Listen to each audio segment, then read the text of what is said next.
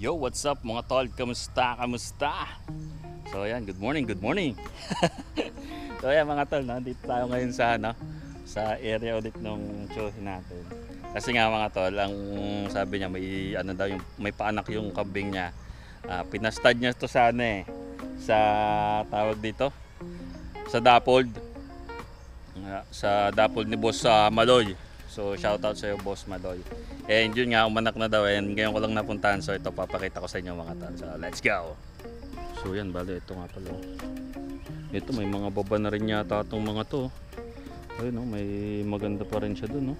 Ganda ng kulay, brown, solid, oh. Tapos ito mga tol, yung anak.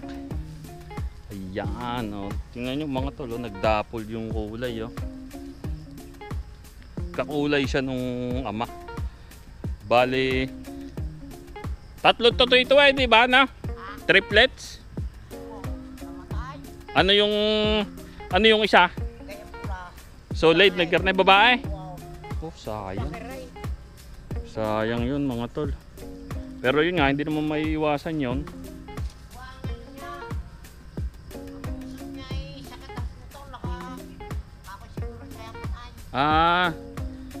Pero ito may baba na rin. Wala pa. Saan mo doon light?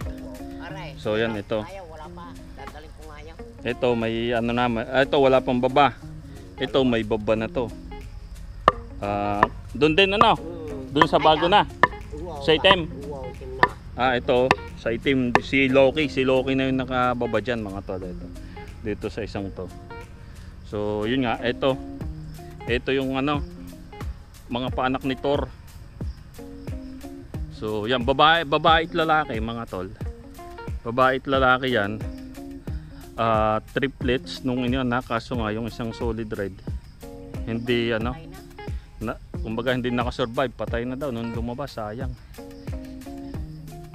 So yan, yun meron pa doon isa. Wala pa rin baba daw yun. Mga babae ito eh. Wala ka ng lalaki dito yung wala rin namang So biro nyo, puro babae yan. Yan, puro babae yung alagaan ko natin dito. Yun.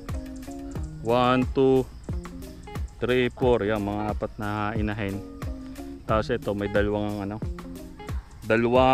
bisiro. Yan, so grabe. Grabe yung nagdapol talaga. Bibenta mo? Pag lumaki. Yan mga tol, baka gusto nyo yung pag lumaki pa kasi maliit pa, bata pa. So yan mga tol, so yan, konting pa yan, pag lumaki yan, solid yan. Ayos. Ayong gagawin pa lang inahin yung siya. Oo nga, gawin mong inahin yung lalaki, i-out mo na. Pang out na yung lalaki. Ito ngayon pa lang anak ta yung isa wala pang baba. Yan. Tulad nang wala pa may isang taon yung pulang yan. Yung maganda yung pula rin Laki. Base alpa. Maganda yan. Sa luwang naman dito kaya wala kang problema sa pagkain. Solve.